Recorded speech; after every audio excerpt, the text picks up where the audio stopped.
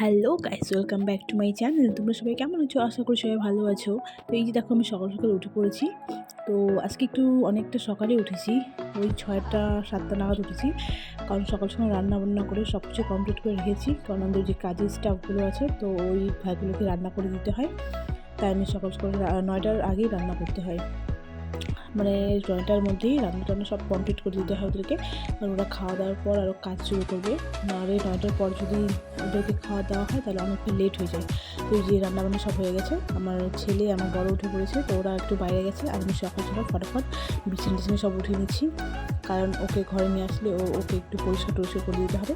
তাই আমি সকাল সকাল কাজগুলো ভাবছি করে নিই। তো আমি যে দেখো বিছানা টিছানা উঠিয়ে নিয়েছি। তো এখন ভাবছি যে বাসি কাপড় টাপড় একটু সব বাইরে রাখো, ধুয়ে দিতে হবে। তো আমি ফটাফট কাজগুলো করে নিই আর তোমরা ব্লগটা দেখতে থাকো।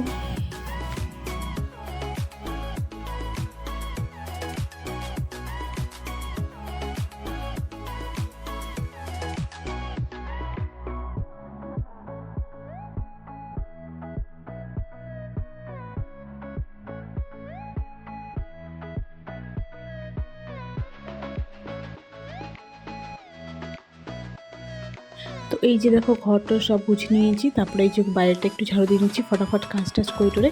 আমাকে আবার কাপড় টাপড় কাচতে হবে। তো এই ঘরটার ঝাড়ু দেওয়ার পর কাপড় কাচতে যাবো। রান্নাবান্না সব কিছু তো হয়েই গেছে, শুধু কাপড় কাচবো, পুজো দেবো, তাহলে আমার সব কিছু কাজ কমপ্লিট হয়ে যাবে। তারপর আমার ছেলে আসলে ওকে পরিষ্কার করে দিতে লাগবে। তো এই যে দেখো বাসি কাপড় অনেকগুলো জমে গেছে। তো আমার সোয়েটার টোয়েটার, প্যান্ট ট্যান্ট, আমার বরের জামা প্যান্ট, আমার ছেলে চাদর সব কিছু ভিজে দিলাম। একটু ফটাফট উঠিয়ে দিই, কারণ বেশি জল ঘাটাঘাটি করলে আমার বাচ্চা সর্দি লেগে যেতে পারে। এই জন্য সব কিছু ফটাফট কাজগুলো করেছি। আমি কাপড়গুলো কাছে থেকে তোমরা ব্লগটা দেখে নিই।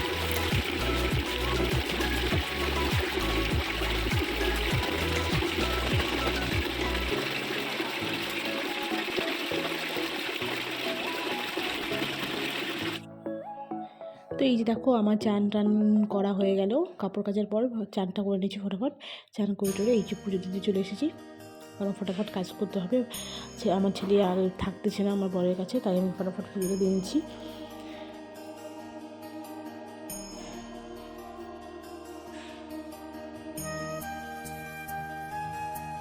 কী বলতো, পুজো দিতেও একটু টাইম লেগে যায়। ঘরে পুজো দিই, বাইরে দিই, তারপর হচ্ছে দোকানে গিয়ে আবার পুজো দিতে লাগে।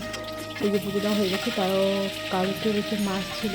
তো আমার বড় বলতেছে যে এমনি সকালবেলা সবজি রান্না করছিলাম, আলু ফুলকপি তরকারি। তো ও বলছে ওটা খাবে না, ওটা মাছটা রান্না করতে হবে। তো এই যে পেঁয়াজ লঙ্কা দিয়ে ওকে মাছটা একটু মাখা মাখা করে বানিয়ে দেবো।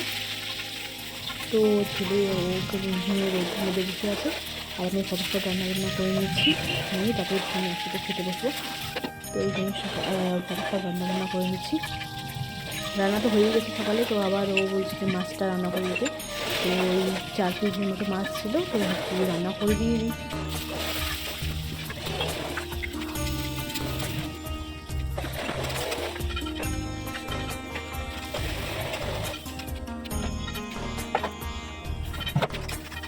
আর পাশে হচ্ছে যে দুধ বসিয়েছি, কারণ প্রতিদিন দুধ নিয়ে, তো দুধটা একটু গরম করে রেখেছি। তো এই দেখো ওদিকে রান্না বসে দিয়ে একটু মুখে একটু ক্রিম, চান করার পর একটু সেরকমভাবে মুখে ক্রিম ট্রিম কিছু লাগানো হয়নি। তো জানো তো ঠান্ডার দিন মুখে কিছু ক্রিম না লাগলে এই স্কিনটা একটু খুব ড্রাই হয়ে যায়, তাই একটু ক্রিম লাগিয়ে নিলাম। তারপর দেখো যে আমার বর আমি একসাথে খেতে বসতে চাইলাম, তো যে তুই আগে খেয়ে নে, তারপর আমি একটু পরে বসছি, কারণ ওই চান টান করে খাবে। তারপরে যে আমি হচ্ছে ফটাফট খেয়ে নিই, কারণ খাওয়া দাওয়ার পর আমার ছেলেকে নিয়ে থাকতে হবে। তো আমি খেয়ে নিই ফটাফট। তারপর যে আমার ছেলেকে আমি নিয়ে নিলাম, তোকে শুয়ে রাখলো। ও না অনেক কিছু কথা বলতে শিখে গেছে এখন, খুব হাসাহাসি করে। তো এই যে আমার বর ও খাওয়া দাওয়া করে নিচ্ছে। আমাদের গাছের বাদাম, আগের দিন যে বাদাম নিয়ে আসছিল, তো এই যে আমার বর এখন আমাদের গাছের বাদামগুলা খাচ্ছে বসে বসে। দেখো আম গাছে ফুল ছিল, আর আমের সিজন নাই তো বাদাম। আর এই যে আমার ছেলে এখানে শুয়ে আছে, চুপচাপ শুয়ে আছে। আপনার বিল্লিটা কিরকম করে মিয়াও। এই যে দেখো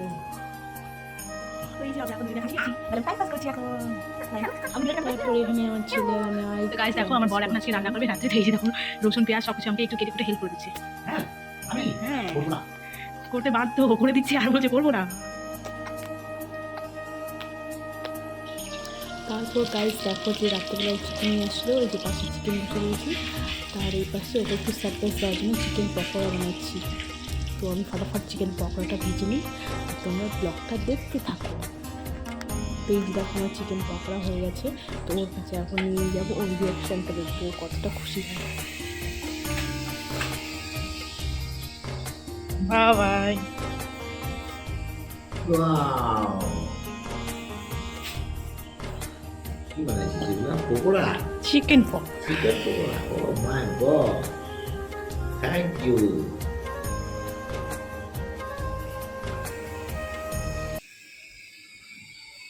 কেমন হয়েছে বল? সেই সুন্দর। তো এই যে দেখো রাতে এই যে আমার জন্য মাছ আছে আর ফুলকপি বাঁধাকপির তরকারি আর ওর জন্য চিকেনটা। তো এই যে আমি ভাত বেড়ে নিচ্ছি, তো এখন খাওয়া করে নেবো।